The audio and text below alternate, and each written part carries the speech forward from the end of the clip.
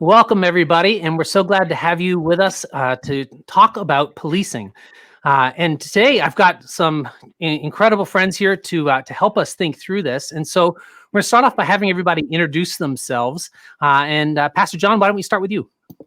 Well, I'm John. I'm one of the High Rock pastors. I've been with High Rock since 2012, and I think I'm here because I used to be a police officer before I got into ministry. I went to Chicago Police Academy back in 1990 and was a police officer for 2 years in a Chicago suburb. Awesome. And Jacksons. Hi, we're the Jacksons. I'm Kelly Jackson. I am a professor and a historian at Wellesley College, and I study the abolitionists, slavery, and in particular violence. I have a book called Force and Freedom, Black Abolitionists and the Politics of Violence.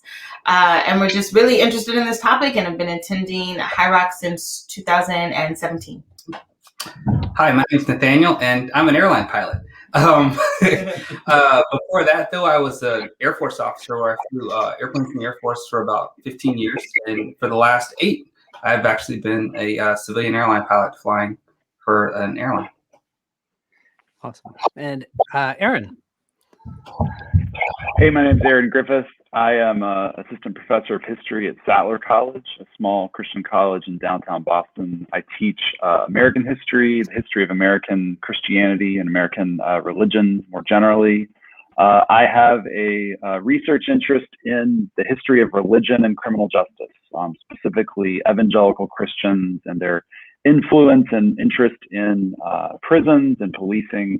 And I just published my first book called God's Law and Order, The Politics of Punishment in Evangelical America. Excellent. And Tom.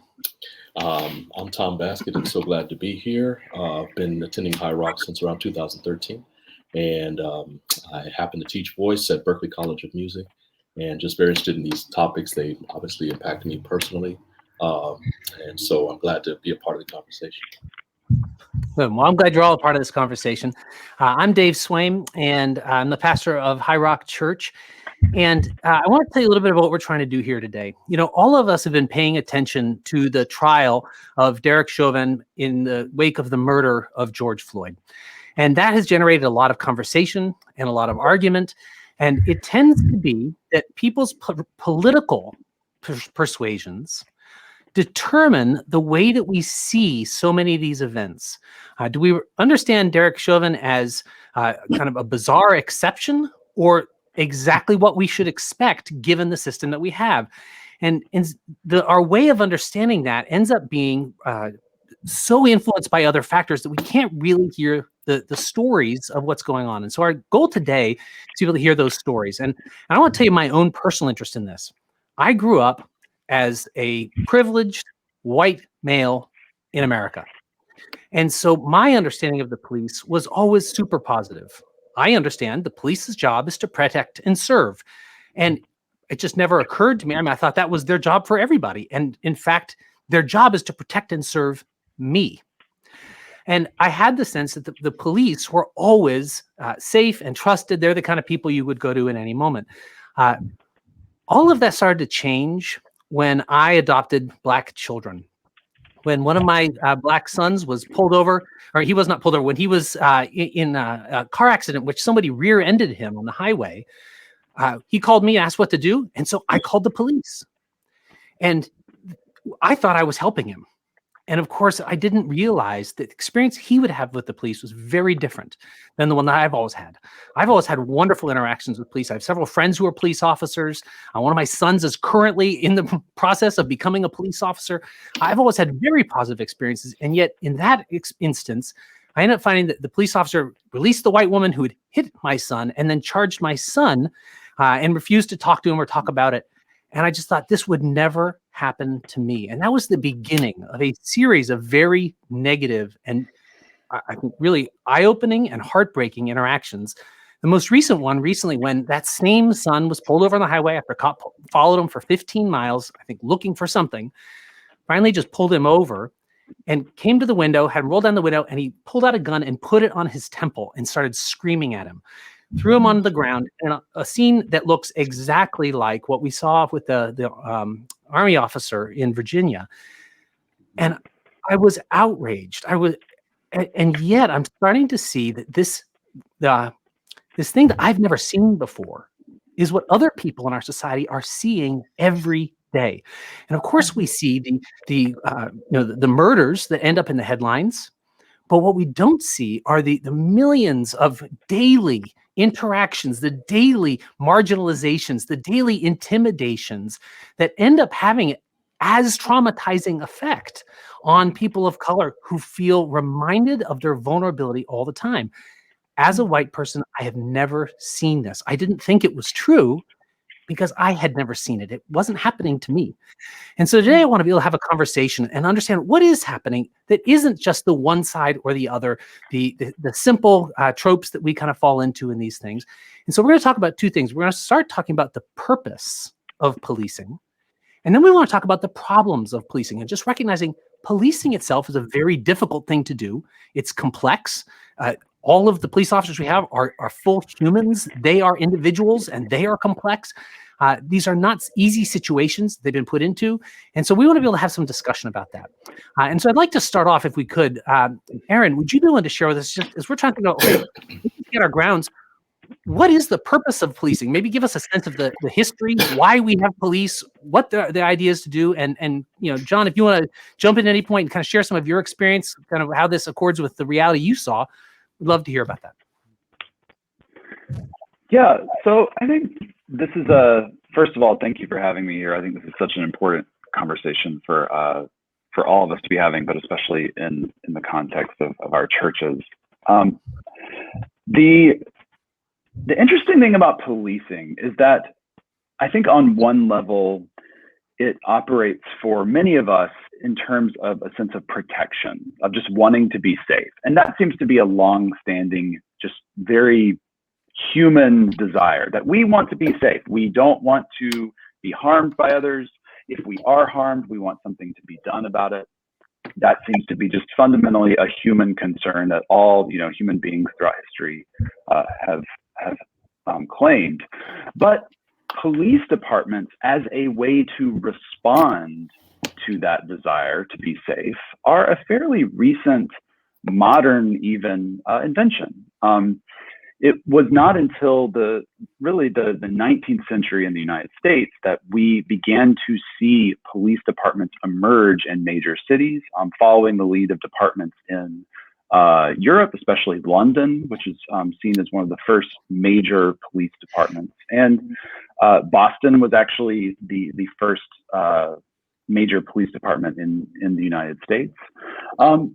And this emergence of police departments in American cities was from the get-go about protection of the perceived social order. And I use that word perceived because it's very important. The social order is about what we deem to be important as a society, what we think as a society we should stand for, what kinds of resources or what kinds of practices we hold to be normal, normative, desirable. But perception matters, right? Because this can be different for everybody. This can be different depending on your social location. And from the get-go, in the United States, policing has been about protection of certain economic and racial social orders. So early police departments were often founded with the goal of protecting business interests. You'll sometimes hear the term Pinkertons used, and that was a term of private policing agencies that developed as a way to crack down on labor movements in the 19th century. And the racial social order was really important in a lot of police departments and in the precursors to police departments, because a lot of places were interested in keeping non-white people down. They were trying to keep slaves from escaping. They were trying to keep immigrants to the United States in check. And this had severe consequences in terms of who got arrested, who was under threat of surveillance and arrest. Just simply the threat was powerful for many people. And so I think it's important to note that this is not simply a 20th century or a 21st century problem. These have been problems endemic to policing from the get-go because they are American problems. Yeah. They are what America has been about. The other thing I'll just say about the history of policing, and we can get into more specific examples of this, policing historically has always been about reform. It's always been about reform. And this is something that I think a lot of people miss. But from the get-go, municipalities, cities, law enforcement leaders have realized that these endemic problems to policing exist, and they've tried to solve them. They've tried to solve them through professionalization, so having set standards of training for officers. They've tried to solve them through resource allocation, saying like, we just need more money. We need to devote more of our city budgets to police departments. They tried to solve them through technology by saying that, we can become more sensitive or more humane, law enforcement agencies if we have things like fingerprinting divisions, or if we have radios or patrol cars or tasers. And the problem with these reforms, and many of them I think come from very heartfelt, noble, they have very noble origins, but the risk is that they end up exacerbating inequality because they don't deal with the fundamental fractures and problems that are just simply a part of American society, having to do with divisions on race and our economic inequality. Mm-hmm. Mm-hmm. Yeah. If I could just add on to that, I would just say that, like, I don't think in America we realize how deep these tetherings to policing and race are, so that all throughout slavery, when we think about slave patrol, we think about fugitive slaves or slaves that are running away. Even when slavery has been abolished, and we look at something like the 13th Amendment, which abolishes slavery, but leaves a caveat for those who commit a crime. The out was that crime or criminality could be the way to perpetuate subjugation and exploitation of Black labor through the criminal system. So now it's not whether or not you have the ability to be enslaved, but if you commit a crime, that's a great way to get right back into the pipeline of exploitation and punishment and subservience. And so the 13th Amendment we hail as this, like, it abolished slavery, except if you commit a crime. And so that idea has shaped a lot of the end of the 19th century and into the early 20th century, when in 1890, Black people are about 10% of the population, but 30% of the prison population, which is astounding. But the idea of criminality, or what a lot of scholars have talked about, white people commit crimes, but Black people are criminals. This idea that white people can make mistakes, sure, but criminality, being a criminal, that's who you are regardless of the choices you make. That's your identity. And that has been something that's been just incredibly hard to unshake when we try to think about, like, policing and reform, because we can't get away from that stigma, or we can't get away from that idea of, like, who's committing crime, but who's a criminal. That is exemplified in Justice Kavanaugh's recent opinion, where he wants, in essence, when he was in a hearing, he wants people not to judge him by what he said during high school because he's changed, right? But then he wants courts to be able to send somebody to prison for life while they're still a minor, without having to judge whether or not they can change. And so, like you're pointing out, there's two different standards. Mm-hmm. Aaron, I have a question, because I'm glad you brought up reform, because from my perspective, I've always thought, especially the first one about kind of recruiting a different type of person, would be helpful. And that's simply because I think college education is a real powerful way to give people a broader perspective, that you have to kind of leave your environment. You have to interact with different people, especially if you go to college out of state or out of country. You have a broader perspective. But most of the police officers I worked with had a high school education. And of the police that I interacted with, the ones who had a college education did seem to be have a better perspective, be more willing to hold other police officers accountable and things like that. And of course, then that gets to your second reform of paying for these things. Like you have to pay a certain salary in order to recruit those types of people. And I remember it was kind of a joke in our department that the public works department got paid better than the police department. Like you had an average salary was better because they were represented by the AFL-CIO, not the FOP union. So they had a better union. And so what would often happen is someone would get arrested. They would have to do community service. They would do community service with the public works department. They would then become hired by the public works department and then make more money than the police officers who had arrested them. There was like kind of like this, not prison to pipe. It was just a kind of funny but kind of painful situation for some of the officers who were especially there for a long time. So anyway, I have a question about like the insufficiency of those reforms, because at least to me, it seemed like those would go a long way to help at least create the possibility of getting past our biases. Yeah, I think the challenge of reforms is not, it seems to me, not that they don't have results.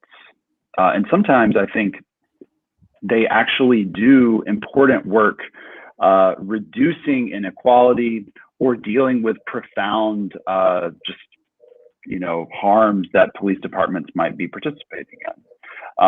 I think that there are important reasons why, for example, we require now, as a result of reform efforts, officers to read someone their rights, right? Like that's a good thing that we do that. And for a while, for much of American history, in fact, that was like controversial, that an officer would have to tell you have the right to remain silent. Like that's, I think, a powerful example of a reform. However, and I think this gets to your question really here, John, is by trying to address individual officers or make it more likely that good people will be on the force, that people who are well educated or have even racial sensitivity, that they are on the force. What we are not dealing with is the structural inequality that is already baked into the system. Yeah. That's already baked into American society, right? That this neighborhood deserves to be policed and this neighborhood does not. It doesn't matter how diversity sensitive you are if you are going to put someone in a neighborhood to police it, because kids are just going to do stuff, right? Yeah. The example here that I often go back to is, this is, for the college professors, I think quite a real thing, is that there is a lot of stuff going on college campuses that is sketchy. There is drug use, there is vandalism, there are people after football games turning over cars and burning couches and disturbing the peace, right? But generally speaking, if we sent tons of officers into a college campus to patrol it and to surveil it and to make every college student feel like they're being watched, that they can be stopped and frisked at any point, even if those officers have really good training and noble intentions, there would be an uproar, right? And yet that's what we expect of so many neighborhoods, typically non-white and poorer neighborhoods in the United States. And that's just an example of structural inequality that I think goes beyond individual intention or individual training, even as individual intention and training matters, right? Like I would rather have an officer who has a better education, who has, I think more virtuous sensibilities, but I think it still leaves the structural problem intact. I think to your point, one of the biggest things is that in America, one of the biggest questions we have is, what are we going to police and what are we not going to police? Right. Take, for instance, if we were to police Wall Street like we police Brooklyn, Wall Street would look like than Brooklyn does. If we were to police opioids the same way they police drugs, even though chemically they're the same thing, we would have a completely different reality that we're experiencing with those same problems. Now, the root of the problem is the same. The root of the problem is, people in pain, people hurting, and things like that. But the way that we police them medicating themselves has dire impacts on the population's experience with those drugs or medicines. Even the language we use, I just said drugs and medicine. I mean, they're both a drug. So I'm connecting the dots, Nathan, to see what makes many of us feel hopeless around these things is because college kids be crazy, but grown people. So everything you're saying about what you choose to police, what you choose to get after, and even the notion of recruiting a better, more sensitive, better educated. In my experience, it just sometimes makes people more ingenious at their insidious. So I'm coming home, I grew up in Colorado Springs, Colorado, evangelical Mecca. I was back visiting a few years ago, my family there. I'm coming, my sister, we're all musicians. My sister was in a band. I went to hear her band play, downtown or whatever. It's a Saturday night. I went to hear her band play. I'm coming out of there and driving back home, back to the apartment, back to her place where we were staying. I see police begin to sort of, I see one come on this intersection. I know what this is. I'm driving fine. I'm not doing anything. I'm driving the speed limit. I'm not even driving fast. We're downtown. It's Colorado Springs. This isn't New York. I'm driving, I see the same cop car pull around another side. I know what this is. I'm driving a rental car, a very nice one, because the car that I wanted, the economy size, the small, I just need a car for the weekend. They ran out of those. So the rental car company gave me the luxury car, which was a Cadillac with California plates. But I'm just driving along. Sure enough, whoa, I get stopped. I get out my stuff and say, sorry, officer, is there a problem? He said, step out of the car, please.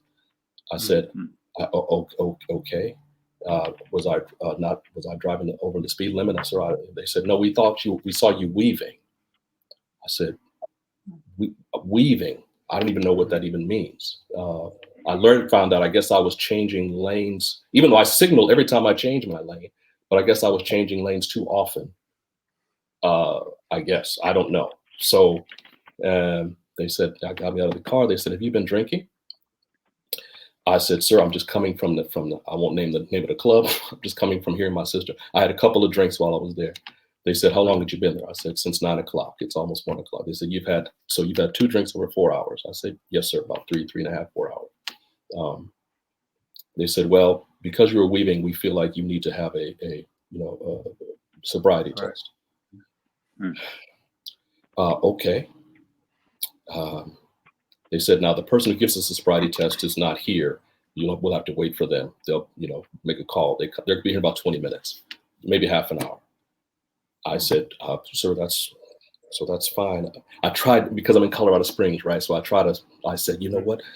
That's fine, sir. But, I do have to preach in the morning. I tried to let it slip, that I'm a Christian and I'm a preacher. Maybe that'll help get this thing over with. But I don't know if they thought I was lying or something. It didn't have any effect. So I'm waiting there, and they finally say, sir, we think you'd be more comfortable waiting in the back of the car. For your own safety, they said. I said, and the thing is, what everything you all are saying, all of these people are very nice.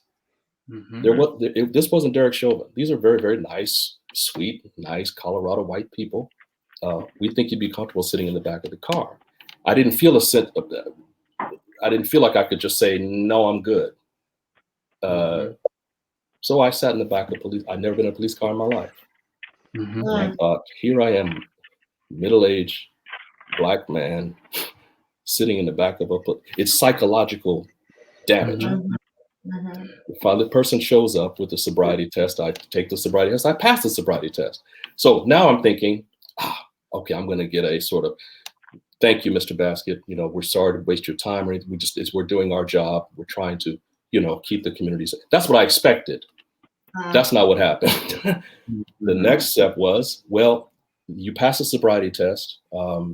So we are legally, you're not impaired, but because you told us that you had a couple of drinks in the last couple of hours, it takes some time for alcohol to metabolize in your system. So we actually think that you might be getting drunk, even as we're standing here. I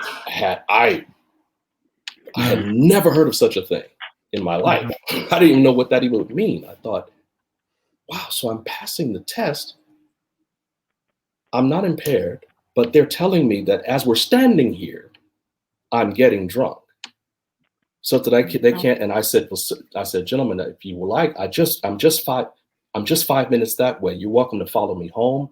Make sure there's no problem. I'm fine with that. They said, no, sir, we can't legally let you drive. When you're intoxicated. I didn't want to argue with them that I was just proven not intoxicated. So we go. I guess what the whole time I'm thinking, this is so bizarre, but I'm not going to make any waves. I'm not going to resist because I don't want to die. I don't want to make a problem. Finally, they say, sir, if you'd like, we can drive your car over to the parking lot over there just to keep it safe. And I thought in my mind, so is this trying them to gain access to my car? That they might be inside and search the car because I've been, I said, no, sir, that's fine. I'm willing to just wait here. Finally called my sister. She was getting out of the club, having packed up all their gear. And she says, what? What? I said, yeah, come get me. I don't know. They allowed me to park my car in the little 7-Eleven parking lot and going home. Whole time I'm thinking, do I even mention this in the sermon tomorrow? Just let it go. But I guess everything you all are saying, I feel like these things illustrate what you all are saying. That why are they pulling me over? I ultimately didn't get a ticket. Got nothing. So this was just all massive sort of strange stress to live with and to experience. I think so much. Yes, go ahead. So much about white supremacy, because this is what this is. So much about white supremacy is about control. Control, being able to control when you can leave, when you can stay, where you can go. It's about violence, right? It's a psychological violence, it's emotional violence, it's also physical violence. I think the ways that we should think about what's at the heart of policing for people of color is white supremacist control. And that control happens once you're in the system, once you're paroled through the system, once you're being tracked in the system as a criminal. But it's about the inability to be able to simply be and belong. You're always under surveillance. And that's why even when Aaron was saying, even through a form of technology, we think body cams are great, but body cams are still an additional form of surveillance to be able to see what's happening, who's doing what. That constant control is what so many Black people can't get away from, constantly being seen and constantly being seen through the lens of criminality. Actually, I wonder if you could go a little further with that, because you shared something. Actually, you and Nathan shared something with me right after my experience, my son's experience recently, and I was very upset about it. You guys called me late one night and just was so kind and kind of were talking with me and helped me process this whole thing. But as part of that, I feel like what I had learned in the years of now being a father of Black, adult children, realizing, the kind of inequities in policing, I had seen that. I'm treated very differently, right? My son gets pulled over just coming out of my neighborhood because it's a white neighborhood. And what's he doing coming out of that neighborhood? I see that what Aaron's talking about, the protecting social order. But I feel like, Nathaniel, you gave me a very different lens that night in that conversation, talking about the way that sort of there's a reason they're looking to get my son into the system or on the record, or I'm not quite sure how you said it, but the way you had explained that I thought was so illuminating and made sense of so many other things I've experienced. And I wonder if you could just talk a little bit about that. I think to think back on that, what I was trying to say was that in a lot of ways, you don't see it, but as a Black person, you always feel like the police are trying to in some way categorize you, or in some way they're trying to figure out who's in this neighborhood, why are they in this neighborhood, what kind of car do they drive, where do they live, and so essentially, you know, like in Tom's case, it starts out with just pulling over, but hey, now we want you to sit in the back of the car. Now we want to look in your car. You know, to extend that, now we want to fingerprint you. Now we want your photo. Now we want to, you know, essentially put our fingers in your life so that if anything happens, we know who to go to. Oh, we've seen this guy before. We've got his fingerprints. Yeah. So I know it sounds cynical, but at the same time, my number one priority is to stay off a police roster. Even driving my car, even going to the store, even living my life. You know, you don't want to be pulled over, because then when they pull you over, they're going to run your driver's license. Next thing you know, it goes into it literally starts. So you look at someone like Philando Castile before he was killed, had been pulled over like 56 times in the same city where he lived. You know, and so even Dante Wright had a record. So if he's been pulled over before and he knows this ain't gonna go over well, they're gonna arrest me. They're gonna what reprieve do I have but to either run or, you know, to be shot, which is what happened. I mean, there is this inescapability of tracking through this legal system, because if you do get, let's say in Tom's case, if they were like, you know what, we're going to call it a DUI, like you don't have, unless you have incredible amounts of wealth, you don't have to be able to combat this. Even if you get a ticket, what they were doing in South Carolina was just ticketing, taxing literally the Black community. Missouri, Then, you know, and you're poor and you can't pay the $101, the $89, and then it gets accumulative. So now you can't pay $400 or you can't pay $1,000. Next time they arrest you, you're going to jail. You know, you can't, for things that were minor infractions. It makes it so that the system is very, very difficult to escape unscathed. Let's step back into Tom's case one more time. Let's say he had said, yeah, we'll let the police drive my car to this place so it won't get damaged. If they were to charge him with a crime, having gone in his car, if he'd had any sort of equipment, any sort of money, that's suddenly open to civil forfeiture. They could have taken that from him and he could have never gotten it back. These things are endemic problems for African Americans when you look at things like civil forfeiture or searching or even, as we talked about before, putting people on rosters and tracking them, whether it be on the police system or on the unofficial police systems that exist. So I was thinking as I was going through that experience, like what is the purpose? I mean, that was kind of where we started. You know, what is the purpose? Because I know, or at least as far as, I mean, God knows the truth, but I know I wasn't driving unsafe. I know I wasn't a threat to anybody. I'm not even like young, you know, so in other words, there's no sense of, you know, I'm just a middle-aged Black man driving down the street in 1 o'clock in the morning in Colorado Springs where nothing is happening. So there's no danger. So what is this? What is the order being protected? I didn't understand so that's what makes me feel like, well, wait, is it just that the police they have to do this? Like, why do they want to do that? What is why not spend, I mean, nothing ever happens in that city, but why not, if there weren't, like, why are they occupied with me?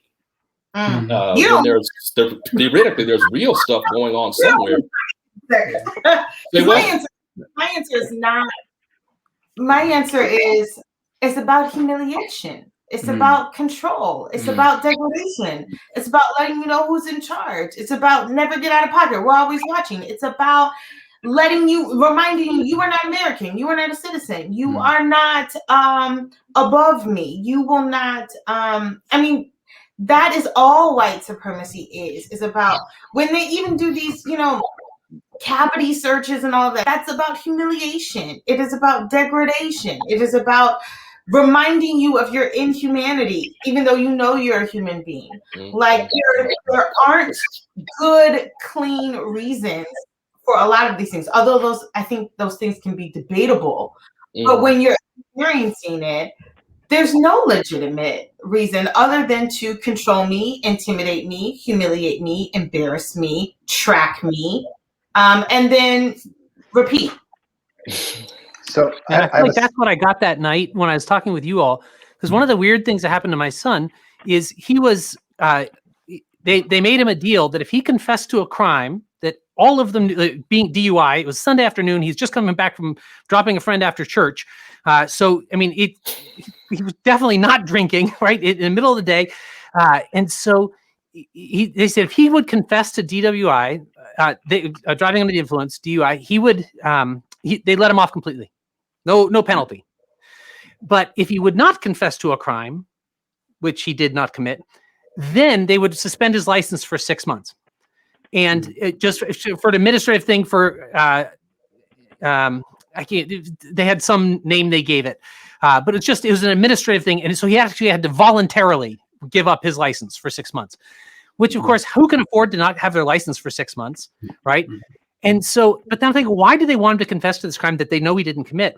But I feel like it's exactly what you guys were saying. And Nathaniel, what you told me that night is about how, well, now he's on the list. He's in the system. The next time they pull him over, he's a convict or he's kind of a felon. And so why is it that I keep hearing, people justify, oh, yes, I know that police shooting looks bad, but this guy had a record. Oh, this guy, has a story.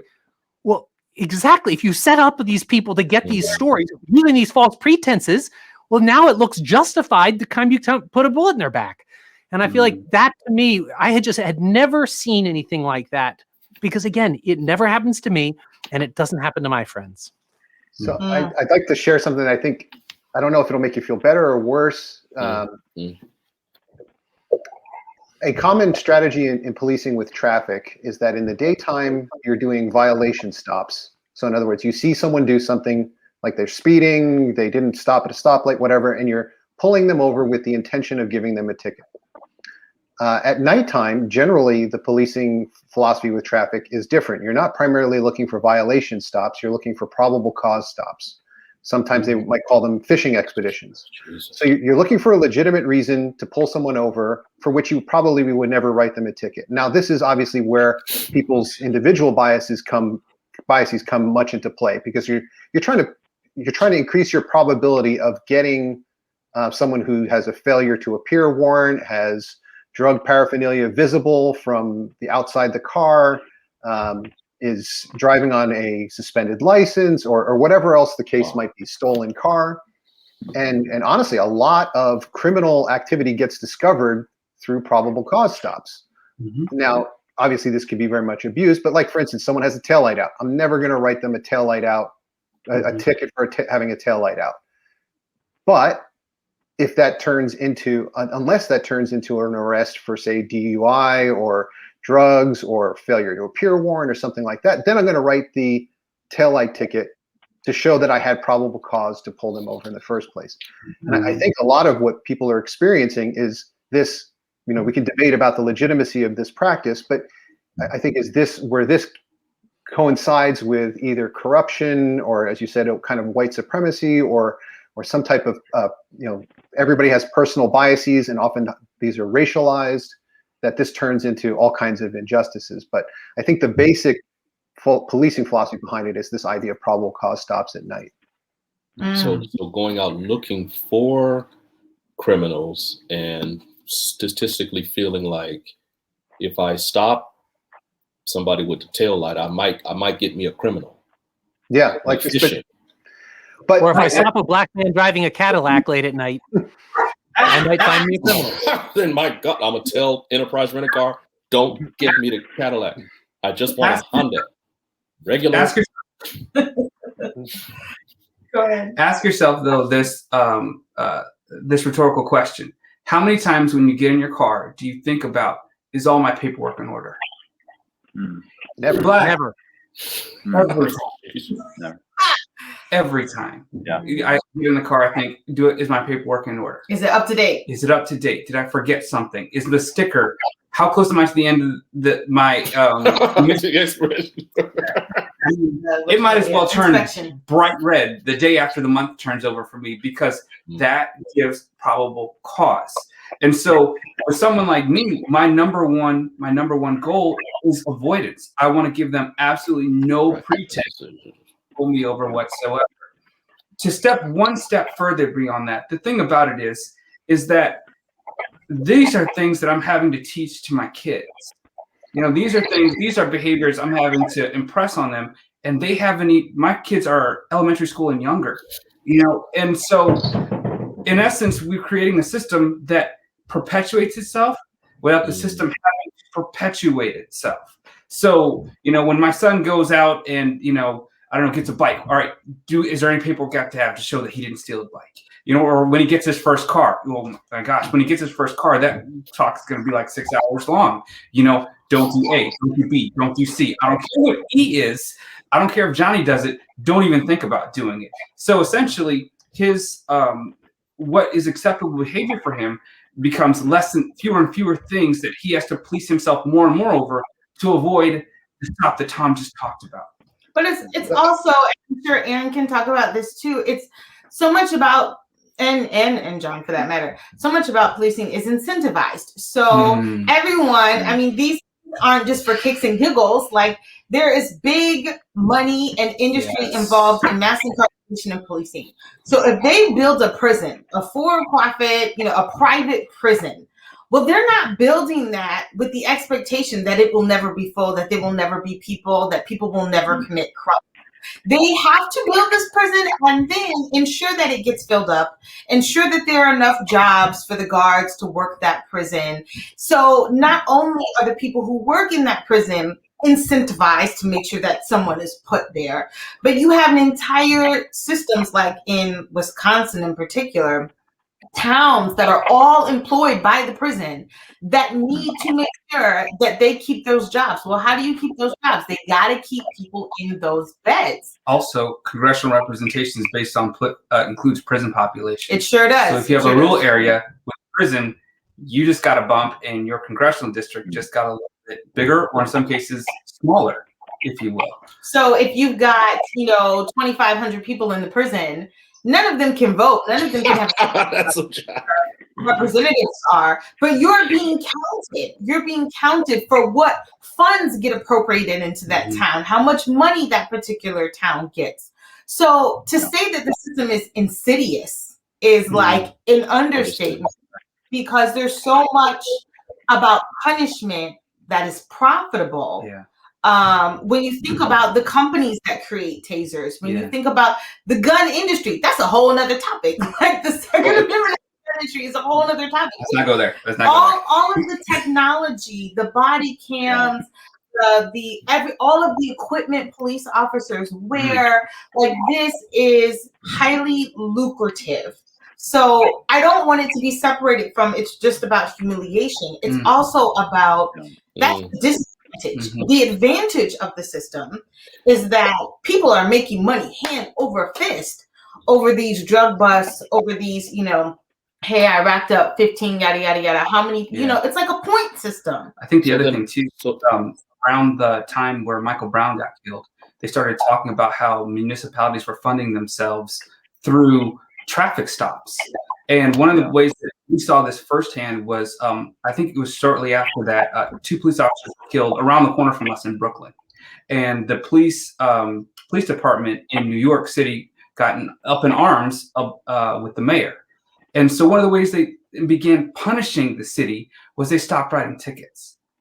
And so the city's coffers started going down. And when the city called out the police union that you guys are doing this, the police waited to the end of the month, and then they flooded in and started writing everybody tickets. So we lived off Atlantic Avenue in Brooklyn. And so for a month, I was like, man, this is feeling nice. Everything's going good.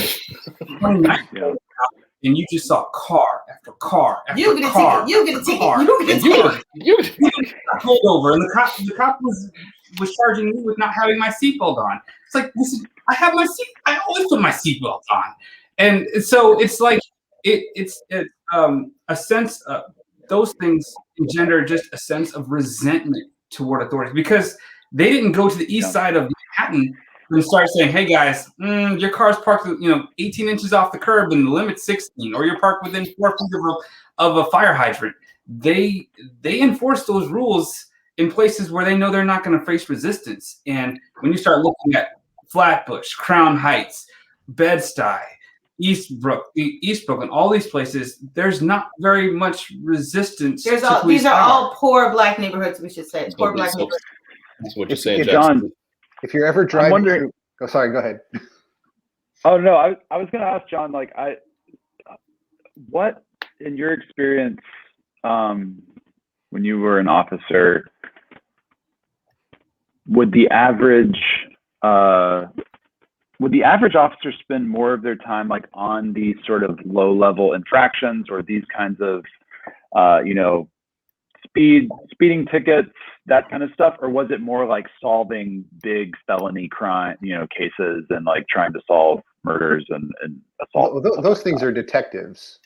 Investigation is detectives. I was a patrolman, I was a patrol officer, and basically we had a point system, but not the type of points you might think. It's not like you have a quota. Basically, we had to generate on an average 4.5 points a night. And so if I wrote a ticket, that's a point. If I responded to a call, that's a point. And in an 8-hour shift, getting 4.5 points is basically phoning it in. Like if you can't get 4.5 points, you need to go. You need to stop being a police officer. And then beyond that, what they wanted to see a kind of like on a sliding scale, a decent ratio of self-initiated points. So it wasn't like tied to like I didn't get like an extra toaster oven or something like that if I got more points. But it wasn't, I'm sure it had the effect of generating money in the end. But part of it was at least a low enough, and where I was working was a low enough number that it was basically just ensuring that you were doing your job and you're being productive in some way or not, and you're actually looking for things rather than just responding to calls that come in. I think like this is where, to me, so that framework, which is, again, that's like a departmental policy, right? Like that's not about the individual officer deciding what kind of person they're going to be. Dave, what you said with regards to the emphasis on plea bargaining, like with your son, and how this was such a, something they were trying to get him to plea a certain way to avoid a guilty, avoid taking it to court or whatever. Like all these different ways that incentives and the systems themselves create incentives to behave in a certain way, either for the officer themselves or for people who are being policed. I think this is just shows how this isn't about like bad apples and good apples. Like it's not about. I mean, yes, there can be better and worse apples, but what does the grocery store look like, right? Like, what does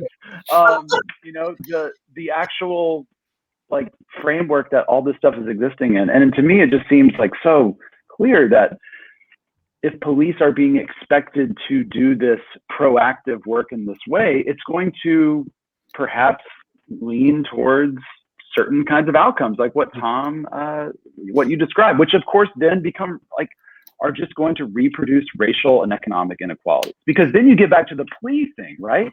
You have to be able to afford a lawyer if you're going to go in a certain way on that, which automatically, certain people are going to be able to afford representation or not. And so it just so easily becomes a self-fulfilling prophecy. And then what's to me like just wild about this, and I talk to like activists and I talk to people all the time about this, is that this isn't actually about public safety. Like if you experience violence, if you experience assault, like you do want someone who's going to protect you or who will address that harm. But this is not that. Like, this is something else. Something else. There are, and I think that the unfortunate thing here is that a lot of times I hear like people criticizing, you know, defund the police advocates or police reform advocates, and they say like, you just want more crime, or you just are okay with more dangerous streets. And it's like, well, first of all, no. But secondly, the system we have right now isn't actually solving those harms when they occur, because so much of our resources, so many of our frameworks of thinking about justice and what public safety looks like is focused on, as you said, Nathaniel, like generating money for the municipality, or making sure officers get their points, or making sure that, you know, we do broken windows style, like proactive policing that targets certain kinds of populations, and not figuring out like who hurt my brother, or who, how can we address this profoundly disturbing crime that has occurred. And what would we do about that restoratively? Like, what could restoration even look like in that situation? I'd love to add one piece that just takes what you're saying and connects it back to the fact that this is more than a police problem. This is talking about the whole public order, right? It's a symptom of a larger view of public order. And that is, when we would get into our cars, we would have, there'd be a beat book, you know, for that beat that we're patrolling. And in it would have things that they wanted us to look for that were based on citizen complaints. So like one particular neighborhood I remember had a really wide straight street. So it's a bad design. People are naturally going to speed. If you have like this street that's 2 lanes and it could easily fit 4 lanes and it's wide open views, people are going to drive 45, 50 miles an hour, even though it's 30. But there's neighborhoods there. And so the people there would complain, and we would get like, basically, you would make the sergeants very happy if you wrote tickets in that area where people were complaining about speeding in that area. Or if there's another area where they're having constant noise complaints, and you know, talk to somebody there, you'd get more feedback, more positive feedback. So a lot of it is determined by who has influence that's talking to the police, or knows the chief of police or somebody else. And that's kind of shapes the public order that you're trying to preserve. I mean, is there any way to sort of, you know, I appreciate this, you know, because what we're saying is when people begin to cry out about defunding the police, this is a shorthand for just trying to say this whole system, there's something wrong with how people are incentivized. Funding through tickets and so on. I mean, I was pulled over another time. My son was in the back seat. I was taking him to school. I was pulled over. The officer said that my turn was too aggressive. You know, it was a legal turn, but it was kind of fast. Anyway, that was the ultimate thing. So as he's walking from his police car, you know, he pulled me over. I'm like, oh Lord, I'm into justice. You know, so I put my hands at 10 and 2 on the wheel. I took off my seatbelt before that, and to make sure I didn't have to do any sudden movements or anything like that. So I'm there, right? John already knows I messed up. See, I'm thinking I'm trying to like stay out of the justice. So I'm doing everything possible. He walks up and he says, that wasn't a very aggressive turn. I'll say, oh, I'm sorry, officer. I was just trying to get my son to school. And he said, why is your seatbelt's not on? I said, oh, no. So I took the seatbelt off so that to be ready for whatever conversation you needed to have. As it turns out, okay, so he didn't ticket me for the aggressive turn. He ticketed me for having no seatbelt. The ticket was $25, but I use this as a basis for my talk with my son, for the talk. I said, son, now look at the ticket. And he was 8 years old. I said, now look at the ticket. Now, how much is the fine for no seatbelt? He said, oh, it says $25. I was like, $25. Now, I want to protest because I know I took the seatbelt off after he stopped me. So if I want to protest, it says here we have to go to court to protest. And so what does it say to protest the court? You know, there's a fee to go protest. He said, oh, it's $25. I said, so you see, son, I'm going to pay $25. And I'm either going to pay $25 and losing a whole day's of work trying to go to court, or I'm just going to send in the check for $25. And the average net worth of a black man in Boston is $8. And $25 is suddenly a game changer. I mean, right? That is the criminality That's of it. it. And I told him, I said, this is how, and I told him, I said, this is how they get you, son. They're going to get their money. And what you want to do is just try to stay alive while these people are getting their money. That's the best you can do. So that you saw how calm I was with him. I said, yes, sir. I said, no, sir. You don't get, because I said, because son, they're scared. They're nervous. We don't understand. For some reason, we make them nervous. So, and when people get nervous, they do strange things like pull out their guns and go off. So you just want to just keep as calm as you can. Don't say nothing, just whatever, but I didn't like any of that inside. I'd like you to talk more about that because Nathaniel, earlier you had been talking about sort of okay, hold it. Is my registration up to date? Is my sticker up to date? And again, I think that we focus so much on these high profile murder cases, which of course deserve a lot of attention. But what we end up missing in the conversation generally is the toll that all these kind of things, these minor infractions, and even it's not even that fraction, it's the possibility of it. It's the constant reminder we can do this at any time. I wonder if you could just talk about sort of how does that affect you day to day? Do you think about that every day? Do you think about it occasionally? How does that kind of affect you? Well, think about it from this perspective, if you will. I think 100 million Americans use an elevator. No. It's the Leaving system. us hanging there. I know he's got us frozen. Nathan, come back. Nathan, can you hear us? All right, let's you guys open there? We can't. There they are. All right, they're back. All right. 100 million. Nathan, you start that over again. You got us into the elevator, and then you left us 100 hanging. million people use the elevator, and then. So let's look at this from the perspective of public safety. How about 100 million Americans use an elevator every day? Pre-COVID, 2 million Americans flew on an airplane every day. 300 million Americans drink water every day. How many Americans die from doing these basic activities? The answer is zero. But when you look at policing, I think it's 3 Americans of color die every day in policing. Like we have literally allowed our minds to get so out of whack about this. Like no one thinks when I get on an elevator, there's a 1 in 10 chance this ain't gonna work. Nobody thinks, but when they buy an airline ticket, that it's gonna go the wrong way. Like nobody thinks when they go to they go to the water faucet and they turn it on that this might not be the good drink. No one Flint. No one thinks about these things.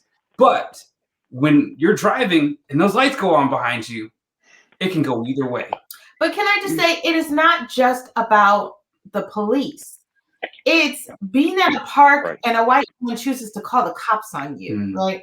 It's walking down the street and someone from the window says, I don't recognize them, I'm calling the cops. Like it doesn't matter necessarily the engagement, the interaction. We've seen all these things, walking, sleeping, laughing, chewing gum. Like, it doesn't necessarily matter what you're doing, but that is that grading, that eroding of your humanity is why Black people and people of color on par are so angry, are so mad, are so depressed, are so skeptical, are so, because the other rub is that in the midst of all of this happening, you're not believed.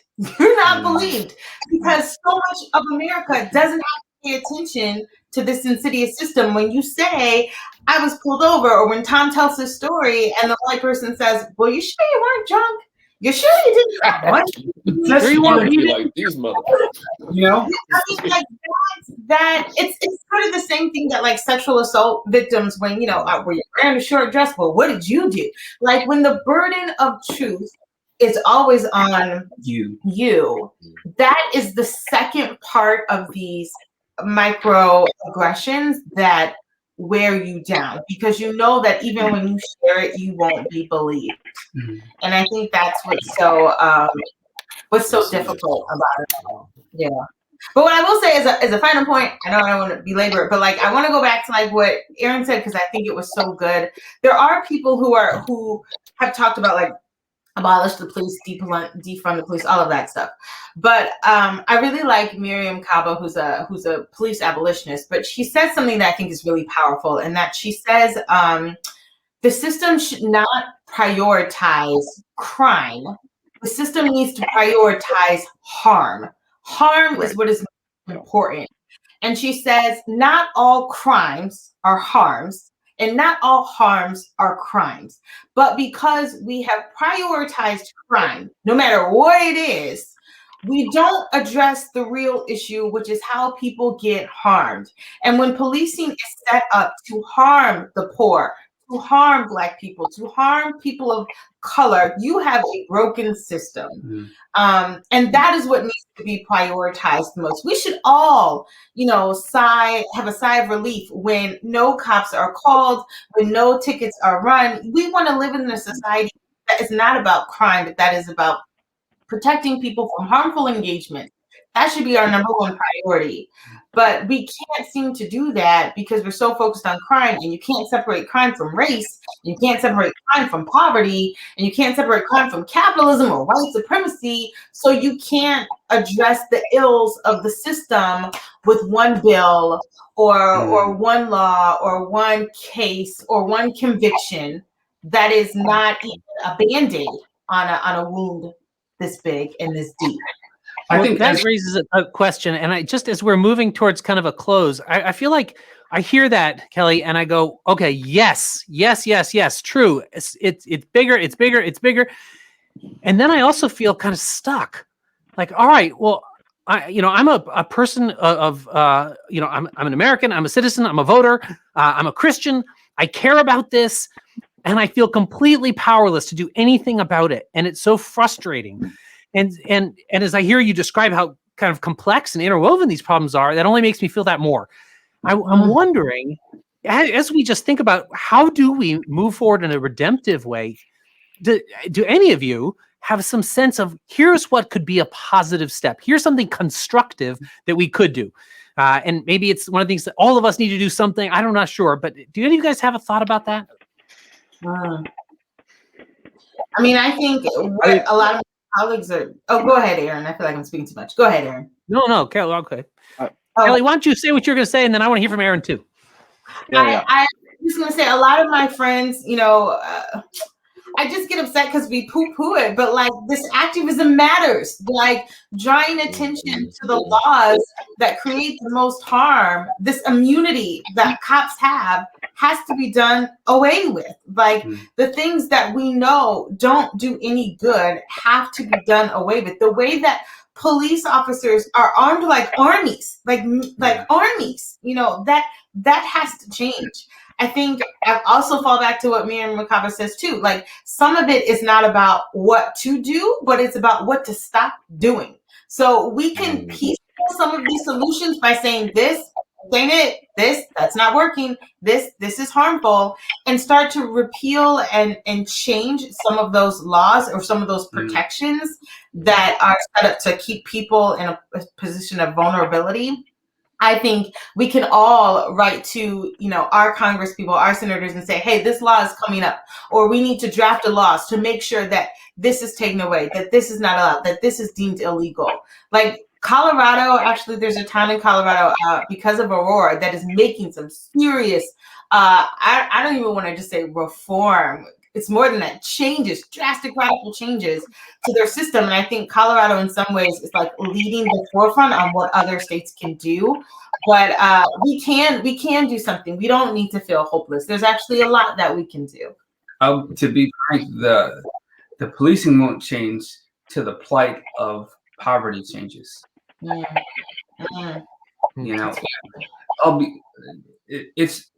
People make this choice every day, but if it comes down between your kids eating and the law getting broke, your kids are going to eat, and so a lot of times we're overlooking poverty, we're overlooking marginalization, we're overlooking ghettoization, and we're seeing policing, and we're doing that to our detriment.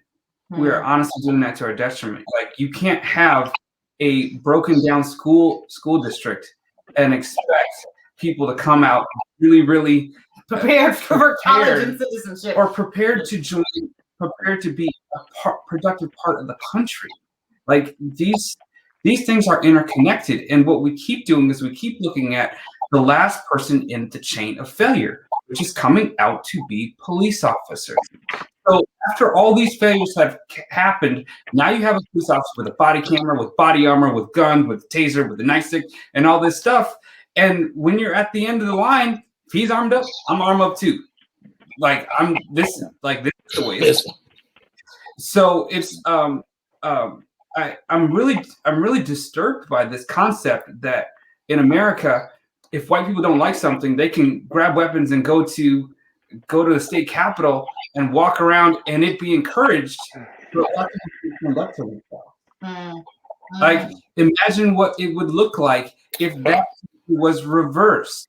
You know, like, it's like after the riot of the Capitol, the one thing a lot of black people said to each other is, "We sure can't do that." No, we can't do that. Can you imagine? No. But when they did, as a historian, when the Black Panthers did get guns and say, "Hey, let's do this," what did you get? The most progressive They changed the law, gun reform in California's history. Like, in some ways, the Black Panthers for gun reform. Like, you found the secret to gun legislation. There it is. We've got to get more black people to buy AKs. It's Yes, you got to edit that part out. it's the Dave Chappelle. that's what Dave Chappelle said. Yes, it's the Dave Chappelle solution. We need to get more people to register. Aaron, you were going to say something earlier. Yeah, I think, like, I'm glad that, Dave, when you began our conversation, you asked me about history, in part because I think we should always try to think historically and make our kids major in history, especially. But no, I think, like, the contingency of policing, the fact that policing is not timeless, that prisons are not timeless institutions, is good news. And because we think that it is, we confuse our long-standing, perhaps timeless desire as human beings to be safe, to not experience violence, to protect our loved ones. We confuse that with a sense that policing, the way it's structured, the way it operates, the way our justice system works, that's timeless. And those aren't the same thing. Yeah. And I think the good news of that contingency is that we can change it. We can actually do something about it. It's hard, it's difficult, it's politically complicated, but it hasn't always been this way, and it can change. And that's, I think, good news, especially because, you know, as Christians, like, I think that this is where we can rightly say, this is not how God has created us. Like, this is not what God wants from us. And so we are, you know, as we anticipate and live into God's kingdom, that we can see the dismantling of our systems that harm people, harm the most marginalized, as part of what it means to just live out the faith, as part of what it means to love our neighbors and to love God. I think that then it frees us to then think of other ways that we can address harm, right? Like, whether it's investing in other forms of public life, like schools, like mental health, like social work, things that often are cut before policing is cut, right? Before law enforcement's cut. And to think about just, I mean, I will say this as, like, a white guy, and I will say this to my fellow white suburbanites, like, to just question our own assumptions that we need to immediately call the police to solve our problems. Or that when we see someone on the neighborhood listserv saying, like, there's a suspicious character walking down the street, that we just should all, like, nod our heads and think, like, that's okay. Because it's not. Because those kinds of sentiments, those kinds of ways of life and instincts conceal racism and conceal our desire to have people punished and to remove what is deemed as like a threat to us. And I think that this is where, there's a reason like why neighborhood watch programs and why the impulse to get the police involved is so problematic.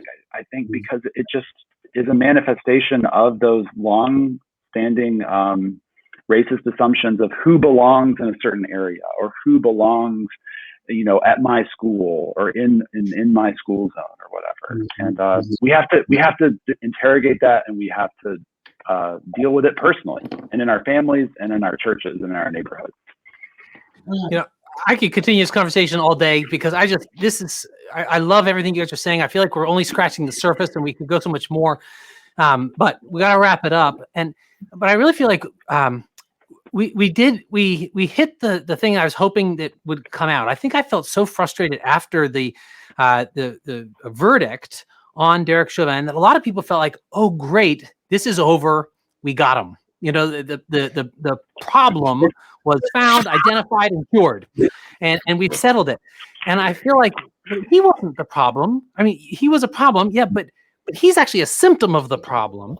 And I love the way that you had said it, Nathaniel. You said something about he was the last link on a chain of failure, and so we end up holding the police responsible for something that is actually our whole society's problem, but they're the ones holding the bag when we get angry at the living out of our distorted values. And by our, I mean those of us who are white, who really want the police to protect and serve us. And so I think that there's a way that we need to own that responsibility, and that's what then can mobilize us to not blame the police or blame the victims of the people, people are getting shot. It's how do we recognize all of us are in this system, all of us are complicit, and all of us then need to be responsible to move forward towards something more healthy, more holy, more just. And I feel like that would be my call as a pastor to our church. That would be my call, that we would participate in seeking justice, real justice. So, friends, I want to thank you so much for joining me today. Just, again, all of you are just fonts of wisdom, and I appreciate you so much. And everybody who joined us, we thank you for watching with us, and we are looking forward to afterward being able to read your comments and see what you have to say and learn from you as well. So thank you, and have a good night. Good night. Bye.